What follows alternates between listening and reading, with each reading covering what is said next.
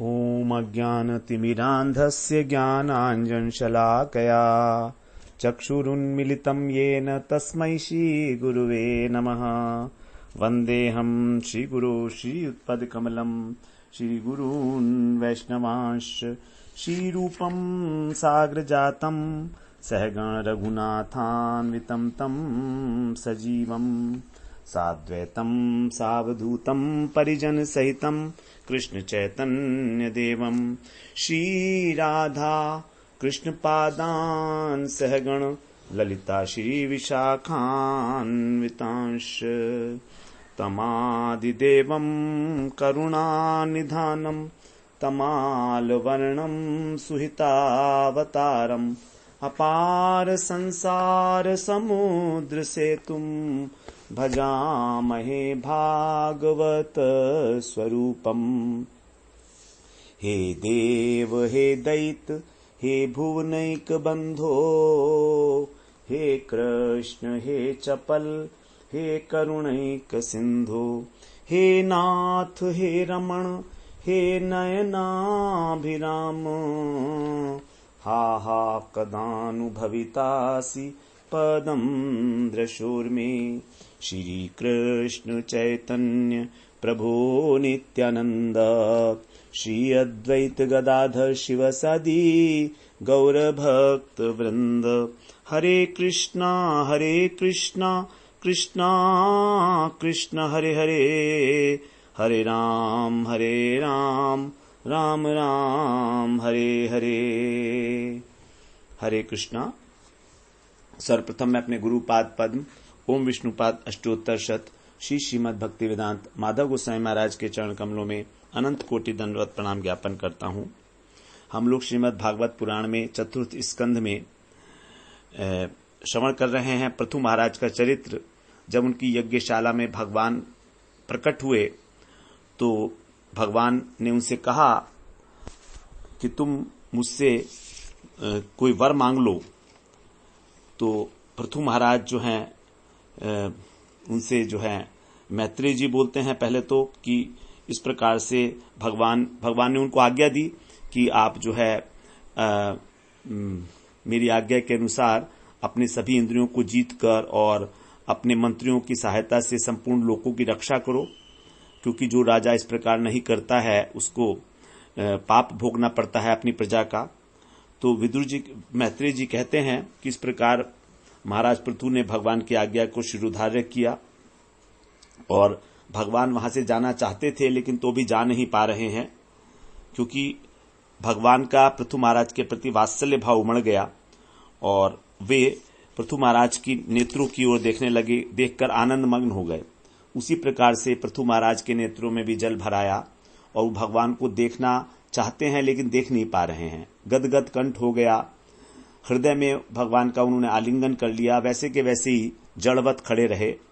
धीरे धीरे उन्होंने अपने आंखों से आंसुओं को पोंछा और अतृप्त दृष्टि से उनको देखते हुए महाराज पृथु जो हैं भगवान से कहते हैं कि हे प्रभु, आप तो सब कुछ वर देने में सक्षम हैं, आप ब्रह्मा इत्यादि देवताओं को भी वर दे सकते हैं, तो मैं आपसे कि भोग पदार्थों की क्या इच्छा करूं। ये तो नारकी जीवों को भी मिलते हैं जो कुकर शुकर योनि में पड़े हैं, और मुझे मोक्ष पद की भी इच्छा नहीं है। लेकिन जो महापुरुष हैं उनके हृदय में जो मकरंद है आपके चरणों का, वो जब कथा के रूप में उनके मुख से निस्सृत होता है तो उसका मुझे पान करने के लिए आप 10,000 कान दे दीजिए, अर्थात मैं निरंतर आपकी लीला कथाओं को सुनता रहूं।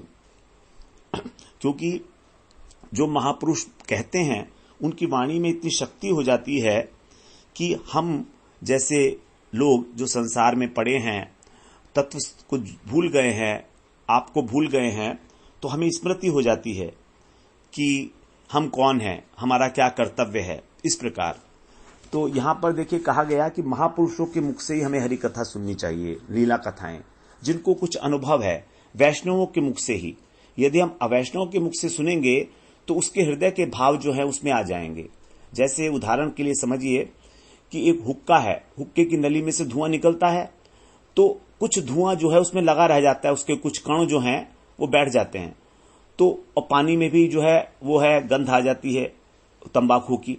तो उसी प्रकार से जो संसार वासना से युक्त लोग हैं वे भगवान के बारे में जब कुछ बोलेंगे तो उस बोलने में भी आपस में कुछ चर्चा हो जाएगी, लेने देने की विषय वार्ता हो जाएगी, धन की चर्चा होगी, कुछ ना कुछ जरूर होगा, लेने देने की चर्चा जरूर जुड़ेगी, क्योंकि हृदय में वासना है उनकी, तो इसलिए उनकी वाणी में भी दुर्गंध होती है। लेकिन जो महापुरुष हैं जिन्होंने भगवान के चरणारविंद का जो है पान किया है, उनको हृदय में धारण किया है, स्वांत्य स्थेन गदा भृता, जो भगवान के चरणों को अपने हृदय में धारण करे रखते हैं, ऐसे महापुरुष, उनके मुख से जब कुछ निकलता है तो उसमें जो शक्ति होती है, जो उसकी वायु है, वो जब कानों में प्रवेश करती है तब वो अत्यंत वीर्यवती होती है, अत्यंत शक्तिशाली होती है और हमारे हृदय के अंदर जो संसार में आसक्ति है उसका नाश कर देती है, समूल नाश कर देती है।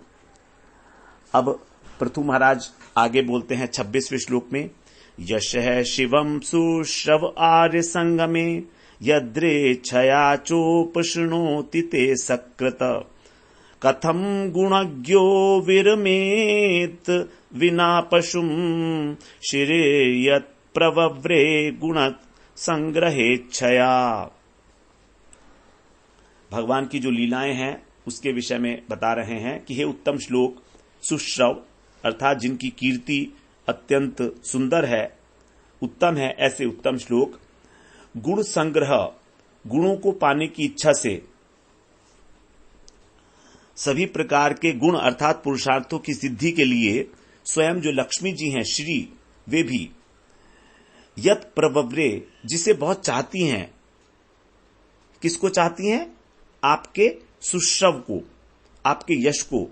तो आपके यश को जो लक्ष्मी जी भी सुनना चाहती हैं वो आर्य संग में, आर्य का मतलब होता है श्रेष्ठ पुरुष, तो श्रेष्ठ पुरुष के सत्संग में यदृच्छया, यदि किसी सौभाग्यवश भी शिवम यशः, आपका जो मंगलमय यश है उसको सकृत माने एक बार, उपशृणोति सुनकर, यदि कोई देववश आपके सुमंगलमय यश को एक बार भी सुन लेने पर कौन तृप्त हो सकता है? तो जो पशु बुद्धि पुरुष है, पशुम बिना अर्थात जिसकी पशु बुद्धि है, पशु बुद्धि का मतलब है जो विषय वासनाओं में लिप्त है, क्योंकि पशु जो है केवल विषयों में लिप्त होते हैं, उनके पास उससे ऊपर उठने के लिए, शरीर के धरातल से ऊपर उठने के लिए उनके पास स्कोप ही नहीं होता, बुद्धि ही नहीं होती है। तो ऐसी पशु बुद्धि वाला पुरुष भले ही तृप्त हो जाए, लेकिन जो गुणज्ञ है, गुण को पहचानने वाला है, गुणग्राही है, वो कथम विरमेत, उसको कैसे छोड़ेगा?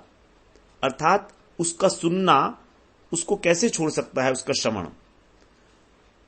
तो जिस सुयश को सुनने के लिए लक्ष्मी जी भी लालायित रहती हैं, उसको सुनकर एक बार भी यदि कोई पशुबुद्धि पुरुष है वो तो उससे निवृत्त हो जाएगा, उसको अगली बार नहीं सुनना चाहेगा।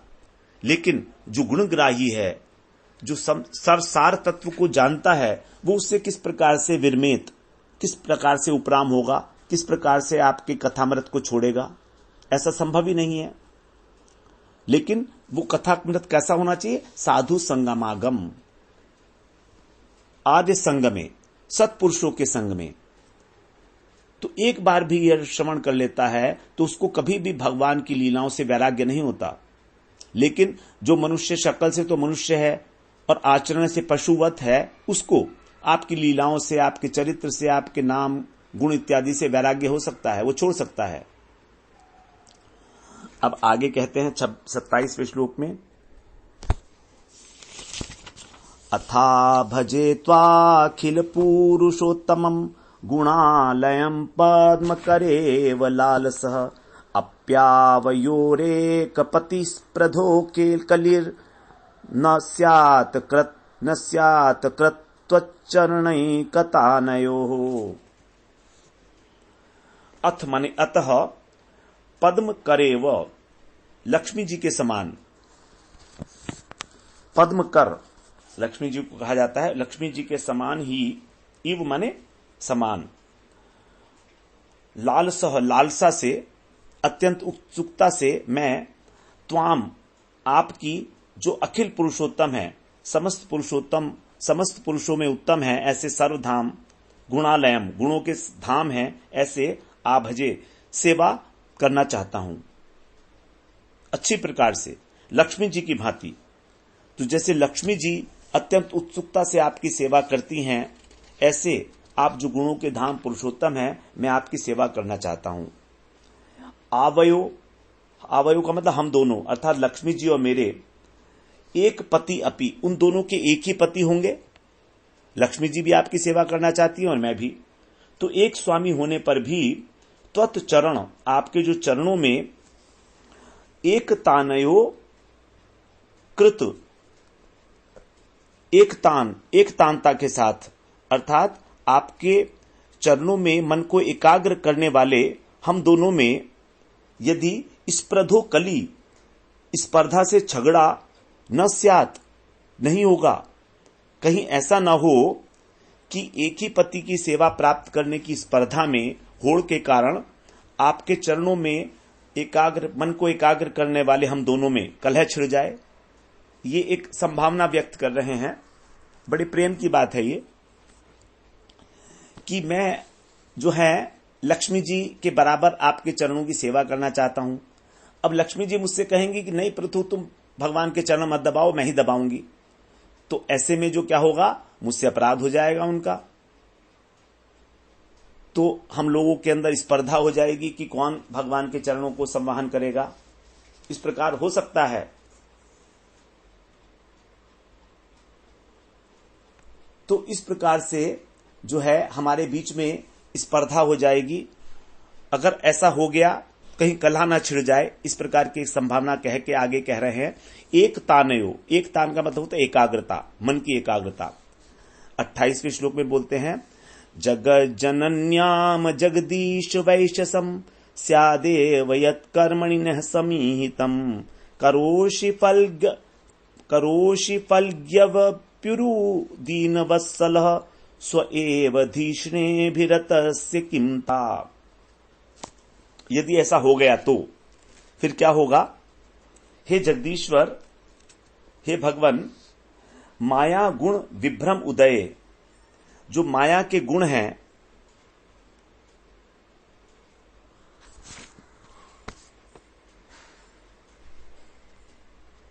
नहीं 28वें श्लोक में कह रहे हैं ना। हाँ, हे जगदीश्वर, जगत जनन्याम, जगत जननी से यदि स्यात वैशसम एव, स्यात माने कदाचित यदि झगड़ा हो गया, मेरा हो ही गया, तो यतः न कर्मणि समीहितम, क्योंकि हमारे कर्मों में सेवा की इच्छा है, दोनों ही सेवा करना चाहते हैं। तो इस प्रकार से विरोध भाव होने की संभावना तो है ही, क्योंकि जिस सेवा कार्य में उनका अनुराग है उसके लिए मैं भी ललायित हूं, मेरी भी इच्छा है। लेकिन स्व एव धीष्णे, आप जो है अपने स्वरूप में निमग्न हैं, आप अपने स्वरूप में ही रमण करते हैं, तो फिर अभितरस्य माने अभिरत रहते हैं, निमग्न रहते हैं। तया किम, तब आपको उनसे क्या प्रयोजन, अर्थात आपको लक्ष्मी जी से क्या लेना? आप तो अपने स्वरूप में ही रमण करते हैं ना, तो आपको लक्ष्मी जी से क्या लेना? और आप कैसे हैं? दीन वत्सल हैं। इसलिए फल्गु अपि, थोड़ी सी सेवा भी, उरु करोषि, बहुत मानने वाले हैं। तो कह रहे हैं कि लक्ष्मी जी के हृदय में विरोध भाव होने की संभावना है। अब जिस सेवा में उनका अनुराग है, मैं भी वही करना चाहता हूं, किंतु आप जो हैं दीनों पर दया करते हैं और छोटे से काम को भी अपने भक्तों के द्वारा बहुत बड़ा करके मानते हैं, और आप अपने स्वरूप में स्थित हैं, तो भला लक्ष्मी जी से आपको क्या लेना? मतलब लक्ष्मी जी से आपको क्या लेना, इस बात से ये कह रहे हैं कि आप यदि इस प्रकार का कोई झगड़ा हो गया तो मुझे आशा है कि आप मेरा ही पक्ष लेंगे। सीधे सीधे नहीं कह रहे आप मेरा पक्ष लेंगे, लेकिन भगवान को कह दिया दीन वत्सल, भगवान दीन वत्सल हैं, तो लक्ष्मी जी तो दीन नहीं है, लेकिन मैं तो अत्यंत दीन हूं, और मैं तो तुच्छ कार्य कर रहा हूं, लेकिन मेरे तुच्छ कार्य को आप बड़ा समझेंगे, और आप भक्त वत्सल हैं, तो आपको लक्ष्मी जी से क्या जरूरत है, क्योंकि आप तो अपने स्वरूप में रमण करते हैं, आत्मा राम है, आप तो काम है। लेकिन फिर भी मुझे इस प्रकार की आशा है कि आपका जो भक्त वात्सल्य है वो उसके कारण आप मेरा ही पक्ष लेंगे। कितनी बड़ी बात यहां पर भक्त के द्वारा कही जा रही है, पृथु महाराज के द्वारा। कितनी बड़ी जो है उन्होंने लक्ष्मी जी को भी अपने बराबर कह दिया और अपना ही पक्ष लेने के लिए भगवान से कह दिया। 29वें श्लोक में बोलते हैं, भजन्त्यथ त्वामत एव साधवो व्युदस्य माया गुण विभ्रमोदयम् भवत्पदानुस्मरणाद्रते सताम निमित्तमन्यद् भगवन् विद्महे। अब यहां कह रहे हैं भगवान,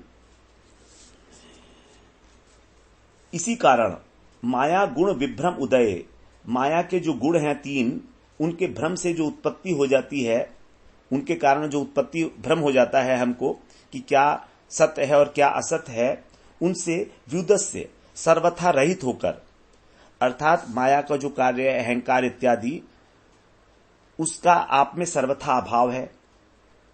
और त्वाम अतेव अथ साधव भजंती, इसलिए जो साधु लोग हैं, जो निष्काम महात्मा हैं, वो आपका भजन करते हैं। उनको मालूम है कि आप निर्गुण हो और उनको ये भी मालूम है कि अगर निर्गुण भगवान का भजन किया जाएगा तो भक्त भी निर्गुण हो जाता है, तम भजन निर्गुणो भवेत। तो इसलिए हे भगवान, भवत पद अनुस्मरणात्, आपके जो चरण कमल हैं उनका बार बार स्मरण रिते माने छोड़कर, उसके बिना सताम माने जो संत हैं उनका अन्यत निमित्तम न विद्महे, मैं कोई दूसरा प्रयोजन नहीं जानता। केवल एक ही प्रयोजन है जो आपके भक्त हैं, जो संत हैं, कि आपके चरण कमलों की सेवा, केवल इतना। उसके अतिरिक्त उसके स्मरण से, उसके स्मरण को छोड़कर किसी अन्य वस्तु की प्राप्ति करे, किसी अन्य वस्तु की इच्छा करे साधु पुरुष, ऐसा असंभव है। क्योंकि वो जानते हैं कि आप जो है माया के तीनों गुणों से अतीत हैं और आपका भजन करने से आपकी प्राप्ति होती है। इसलिए तो सज्जन लोग जो हैं वो कुछ भी नहीं चाहते हैं आपके चरण कमलों के अतिरिक्त, इसलिए मैं भी कुछ नहीं चाहता हूं। अब आगे 30वें श्लोक में कहते हैं, वाचानुतंत्या यदि ते जनोसितः कथम पुनः कर्म करोति मोहितः त्वन्माययाद्धा जनीश खंडितो यदन्य दाशास्तरितात्मनो बुध। यहां कह रहे हैं कि भजनतम, भजन करने वालों से, यत इति आत्थ, आपने जो ये कहा कि वरम वृषीष्व, कि वर मांगो, आपने हमसे कहा अभी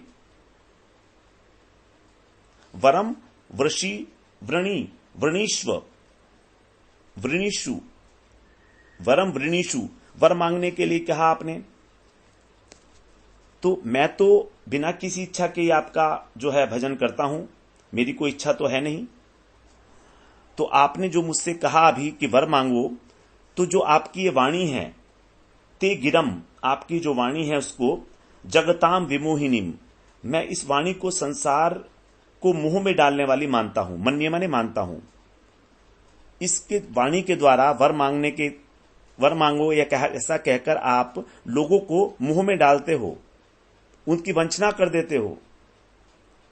कौन लोग हैं वो? जो ते माने वे लोग जो वाचानुतंत्या, आपकी जो वेदवाणी रूपी रस्सी है, तंत्या माने रस्सी, आपकी जो वेदवाणी रूपी रस्सी है उसके द्वारा बंधे हुए हैं, असित जनः, जो बंधे हुए हैं ऐसे लोग।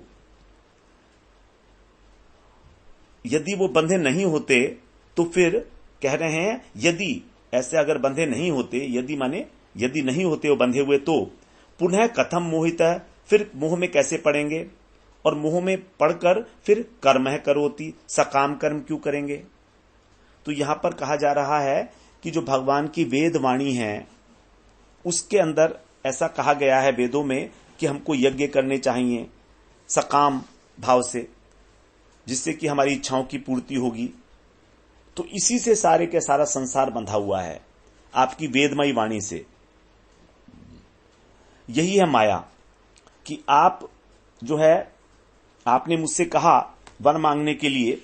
लेकिन जो लोग वेदों का जाप करते हैं, वे जो है वे ही लोग जो है सकाम उद्देश्य से भगवान का भजन करते हैं, मोहित हो जाते हैं आपकी वाणी से। लेकिन मैं आपकी वाणी से मोहित नहीं हो सकता हूं किसी भी प्रकार से। मैं आपका भजन करता हूं बिना किसी इच्छा के, तो मैं ये मानता हूं कि आपने जो मुझसे कहा वर मांगो, ये केवल मोह के कारण है, मेरी वंचना करना चाहते हैं आप, इसलिए, क्योंकि मैं आपके अतिरिक्त किसी को और मांग ही नहीं सकता। आगे 31वें श्लोक में बोलते हैं, त्वन्माययाद्धा जनीश खंडितो यदन्य शास्त्र यदन्यदाशास्तरितात्मनो बुध। इसको हम पहले गलती से पढ़ गए थे।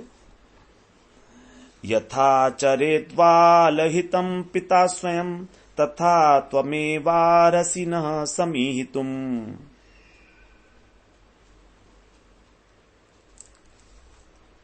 मन्ये गिरम, 30वां श्लोक जो है वो गलत पढ़ गए थे। मन्ये गिरम ते जगताम विमोहिनीम वरम वृणीषु इति भजन्तमात्थयत् वाचानुतंत्या यदि ते जनोसितः कथम पुनः कर्म करोति मोहितः। ये 30वां श्लोक था। अब ये वाला 31वां है। इसमें कह रहे हैं 31वें श्लोक में, त्वन् माया, हे ईश, हे सर्वेश्वर, आपकी जो माया है उससे, अद्धा माने पूर्ण रूप से, खंडितः जन, जो आपसे खंडित हो गए हैं, जो आपसे पृथक हो गए हैं लोग, वे रित आत्मन है, अपने स्वरूप को नहीं जानते, अपने स्वरूप को छोड़कर। रित का मतलब होता है माइनस, उससे रहित होकर, अपने स्वरूप से रहित होकर, अर्थात अपना वास्तविक स्वरूप क्या है, भगवान के दास, तो उससे विमुख होकर वो अज्ञानवश, यत अबुध, अबुध माने जो अज्ञानी हो गए हैं, ऐसे लोग अन्यत आशास्त, दूसरी चीजों को जानते हैं, अन्य चीजों को चाहते हैं, आशा करते हैं। कौन सी चीजों की? स्त्री पुत्र इत्यादि की इच्छा करते हैं।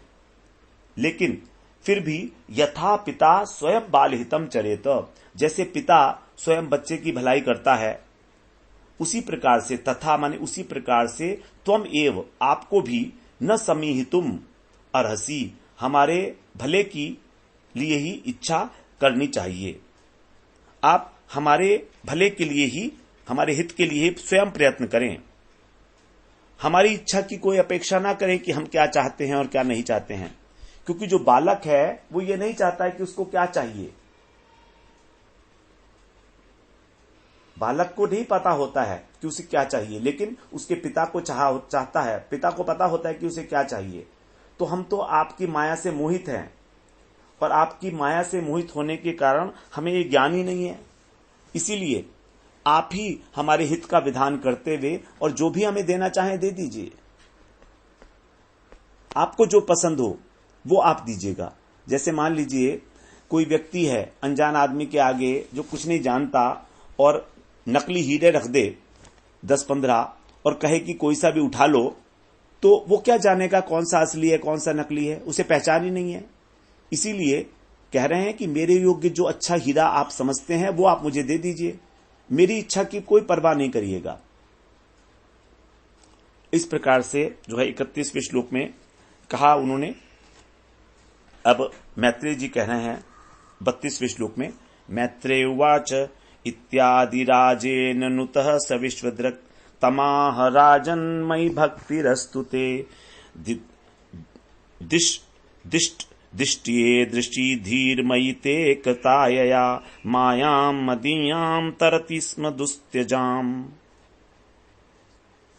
32वें श्लोक में मैत्रेय जी कह रहे हैं, इति माने इस प्रकार, आदि राजेन, जो आदि राज पृथु हैं उनके, नुतः माने स्तुति करने पर, भगवान ने, पृथु महाराज ने जब इस प्रकार स्तुति की भगवान की, तो सौ माने वे, सर्व साक्षी, विश्वद्रक का मतलब है विश्व को देखने वाले, सर्व साक्षी भगवान ने तम आहा, उनसे कहा, हे राजन, ते माने तुम्हारी, मई भक्ति अस्तु, मुझ में भक्ति हो, मई भक्ति रस्तुते, तुम्हारी मुझ में भक्ति हो, दिष्टया, और सौभाग्य की बात है कि ते माने तुम्हारी, में माने मुझ में, धी माने बुद्धि, कृता माने लगी हुई है।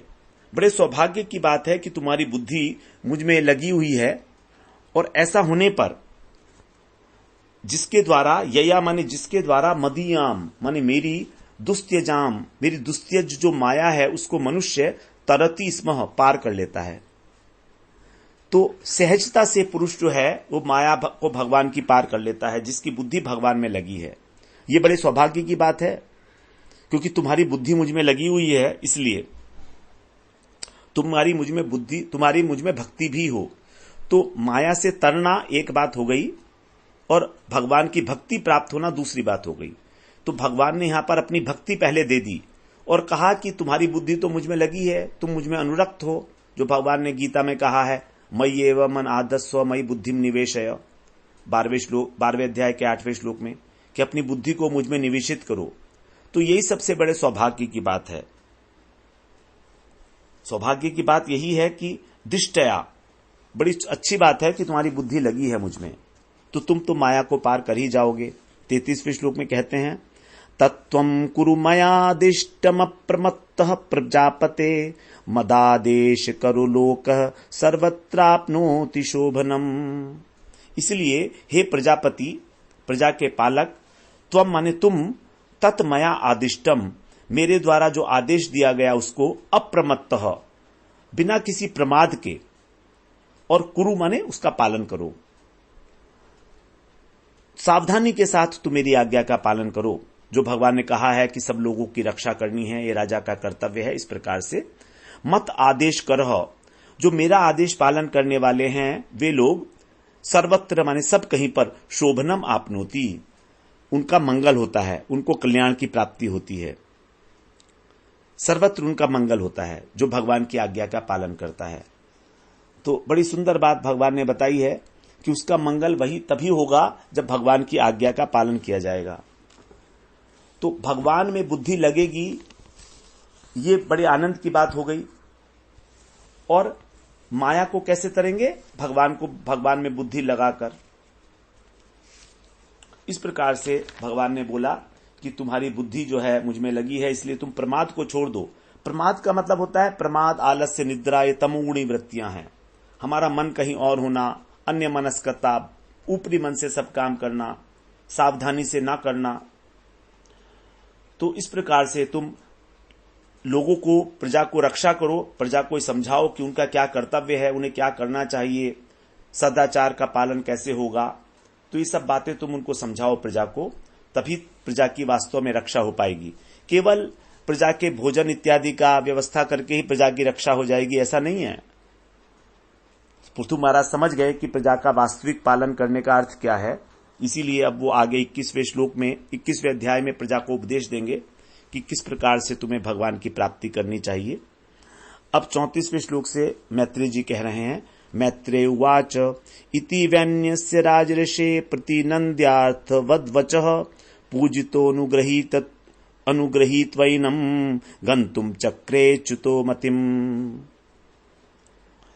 इति माने इस प्रकार से जो राजऋषि हैं पृथु, वैन्यस्य पृथु महाराज की, अर्थवत वचः सार गर्भित वाणी की प्रशंसा करते हुए, प्रतिनंद्य माने प्रशंसा करके और पूजित होकर। तो भगवान ने पृथु महाराज की जो वचन है उनका आदर किया है, और आदर करते हुए फिर पृथु महाराज ने उनकी पूजा की, और फिर प्रभु जो हैं उनके ऊपर अनुग्रह करके, उन पर कृपा करके अच्युत गंतुम मतिम चक्रे, भगवान ने जाने का विचार किया, चलने को तैयार हुए भगवान वहां से। पहले भगवान जो है जाना चाह रहे थे, उद्यत थे, लेकिन गए नहीं, क्योंकि उन्होंने पृथु महाराज के अंदर जो भक्ति की भावना उमड़ रही है उसने भगवान को रोक लिया था। अब यहां पर जब पूजा कर ली गई पृथु महाराज के द्वारा, स्तुति कर ली गई, और भगवान ने उनके वचनों का आदर किया, सम्मान किया, उनको भक्ति प्रदान की, तब सब प्रकार से कृपा करके जो है भगवान वहां से जाने के लिए भगवान तैयार हो गए हैं।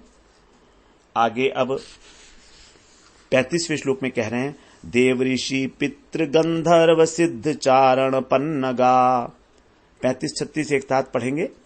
देव ऋषि पितृ गंधर्व सिद्ध चारण पन्नगा, किन्नराप्सरो मर्त्या खगा भूतान्ये कशः, यज्ञेश्वर धिया राज्ञा वागवत्तांजलि भक्तितः, सभाजिता ययु सर्वे वैकुंठानुगतास्ततः। यहां पर कह रहे हैं कि जो देवऋषि हैं और देवता हैं, वहां पर ऋषि हैं, पितर हैं, गंधर्व हैं, सिद्ध, चारण, नाग, किन्नर, अप्सरा, मनुष्य, पक्षी, अनेक प्रकार के जो प्राणी हैं, भूतानी अनेकशः, अनेक प्रकार के प्राणी, और जो भगवान के पार्षद हैं, भगवान के पार्षद भी हैं वहां पर, तो उन सब का भगवान जो है भूतानी अनेशः, उन सब का पृथु महाराज ने भगवत बुद्धि से यज्ञेश्वर ध्याम, यज्ञेश्वर ध्यान का मतलब है भगवत बुद्धि, जो यज्ञेश्वर भगवान है, ऐसी बुद्धि से वाक वित्त, वाणी के द्वारा और धन के द्वारा, भक्तितः, भक्ति सहित, अंजलि, हाथ जोड़कर सबका सत्कार किया, पूजन किया, सभा जीता, और इस प्रकार वो सबके सब सत्कृत होकर जो है राजा के द्वारा सर्वे, सभी के सब, वैकुंठ अनुगतः, जो वैकुंठ भगवान हैं उनके पीछे पीछे ततः ययु, वहां से चले गए अपने अपने स्थान में। तो वाणी के द्वारा, धन के द्वारा जो है उनको पूजन किया गया, सभी लोगों का यथा योग्य पूजन किया। यहां पर जो सबसे इंपॉर्टेंट बात है वो है भगवत बुद्धि। पृथु महाराज की इस प्रकार की बुद्धि है, वो सोचते हैं कि सभी लोग भगवान के ही हैं, इनकी शक्ल सूरत अलग अलग है, लेकिन ये और कोई नहीं है, स्वयं भगवान ही है। यज्ञेश्वर धिया राज्ञा, तो यही इंपॉर्टेंट बात है कि हमको सभी प्राणियों को भगवत बुद्धि से ही जो है उनको हमें जो है देखना चाहिए। दृष्टिकोण, पूरी श्रीमद् भागवत जो है उसका दृष्टिकोण यही है। भागवत में जो भगवान है वो ऐसा नहीं कि कहीं 7वें आसान में बैठे हैं, कहीं भागवत का जो भगवान है वो सबके रूप में है, सभी जगह पर नृत्य कर रहा है भगवान। तो भगवान को सर्वात्म भाव से देखना, सभी में भगवान का दर्शन करना, यही भागवत का सबसे बड़ा संदेश है। इसी को कहा गया यज्ञेश्वर धिया राज्ञा। और सभी को हमें सम्मान करना चाहिए, जितना यथा योग्य हमारी सामर्थ्य है, वाणी के द्वारा उनको सम्मान करना, धन के द्वारा उनको सम्मान करना, उनकी पूजा करना। तो हमारे पास और क्या है? शरीर से हम सबकी सेवा नहीं कर सकते, लेकिन शरीर हमारा धन कमाता है, तो हम धन के द्वारा सेवा कर सकते हैं सभी की, विशेष रूप से जो साधु हैं, वैष्णव हैं, उनकी। आगे अब 37वें श्लोक में बोलते हैं, भगवानामपि राजऋषे सोपाध्यायस्य चाच्युतः हरिन्निव मनोमुष्य स्वधाम प्रत्यपद्यत। उपाध्यायस्य, उपाध्याय का मतलब पुरोहित। तो भगवान जो अच्युत हैं वे भी राजा पृथु और उनके पुरोहित, उनका भगवान भी राजऋषि जो पृथु महाराज हैं उनका और पुरोहितों के सहित हरण एवं मनो, उनके मन का हरण करते हुए, चित्त चुराते हुए, और अपने धाम में अमुष्य माने, अमुष्य का मतलब इनका, इन कौन? जो राजऋषि है पृथु महाराज का मन चुराते हुए से स्वधाम प्रतिपद्यत, अपने धाम में पहुंच गए। अपने धाम को उन्होंने भी प्रस्थान किया, भगवान ने भी। तो भगवान ने जाते हुए पृथु महाराज का और सभी पुरोहितों का जो मन है, जो चित्त है, उसको चुरा लिया। यही है वास्तव में भगवान। भगवान सबका चित्त चोर चुरा लेते हैं। चित्त चोर कहा गया ना भगवान को, मनोहर कहा गया, मन को हरण करने वाले। तो जिसके हृदय में भक्ति है भगवान के प्रति, उसी का मन भगवान चुराते हैं। बाकी लोगों का मन चुरा के क्या करेंगे? भगवान को भक्ति का आस्वादन करने में बड़ा आनंद आता है भक्त के, और भक्त के मन में, भक्त के अंतःकरण में भक्ति रहती है, इसीलिए भगवान उस मन को चुरा लेते हैं। अब 38वें श्लोक में बोलते हैं, अदृष्टाय नमस्कृत्य नृपः संदर्शितात्मने अव्यक्ताय च देवानां देवाय स्वपुरम ययौ। संदर्शित आत्मने, अपना स्वरूप दिखाकर अच्छी प्रकार से भगवान ने इसके बाद अपना स्वरूप दिखाया और जो अंतर्धान हुए भगवान हैं, अव्यक्त स्वरूप अव्यक्त हो गए, भगवान अदृश्य हो गए, जो देवानाम च अदृष्टाय, देवताओं के लिए भी जो दर्शन नहीं देने वाले, तो भगवान देवताओं को भी दर्शन नहीं देते हैं। ऐसे भगवान महाराज पृथु को अपना स्वरूप दिखलाकर संदर्शित देवाय नमः कृत्य, भगवान को नमस्कार करके राजा पृथु जो हैं वे भी नप माने राजा पृथु स्वपुरम ययु, अपने नगर को चले गए। तो इस प्रकार से जो पृथु महाराज हैं वो तो यहां पर जो है यज्ञ कर रहे थे ना, ब्रह्मावर्त क्षेत्र के अंदर। ब्रह्मावर्त क्षेत्र में बताया गया था कि जो है वो यज्ञ कर रहे हैं भगवान का, ये वो अश्वमेध यज्ञ कर रहे हैं। तो ये जो है ब्रह्मावर्त जगह जो अलग जगह पर है ये, तो इस प्रकार से जब भगवान ने उनको दर्शन दिए मनु के ब्रह्मावर्त क्षेत्र में, वहां पर उन्होंने दीक्षा ली थी 100 अश्वमेध करने के लिए उन्होंने संकल्प किया था, जहां पर सरस्वती नदी पूर्वमुखी होकर बहती है। तो इस प्रकार जब भगवान ने उनको अपना स्वरूप दिखाया, और जो स्वरूप जो है वो भी नहीं देख सकते हैं, देवता लोग भी नहीं देख सकते हैं, उसको देखकर भगवान को उन्होंने नमस्कार किया और फिर इस प्रकार से राजा पृथु भी जो है अपने लोक में चले गए। तो यहां पर जो है पृथु महाराज के ऊपर भगवान की कृपा हुई है। पृथु महाराज को भक्ति का जो है वो उन्होंने वरदान दिया है भगवान को, और भगवान को कहा गया कि वो अव्यक्त हैं, व्यक्त होते हैं केवल प्रेम से। जैसे कहा ना तुलसीदास जी ने कि हरि सर्वत्र समाना, प्रेम से प्रकट हो ही मैं जाना। भगवान व्यापक हैं, भगवान सर्वत्र हैं, लेकिन केवल प्रेम से ही प्रकट होते हैं, प्रेम से। तो ऐसा कहीं कोई स्थान नहीं है जहां पर भगवान नहीं है, लेकिन केवल प्रेम से ही भगवान प्रकट होते हैं, उन्हीं को दिखाते हैं। तो देवताओं में तो कोई प्रेम है नहीं किसी प्रकार का भगवान के प्रति, वो तो अपना कार्य निर्वहन करते हैं, सृष्टि का कार्य, इसलिए भगवान जो है देवताओं के लिए भी अव्यक्त रहते हैं।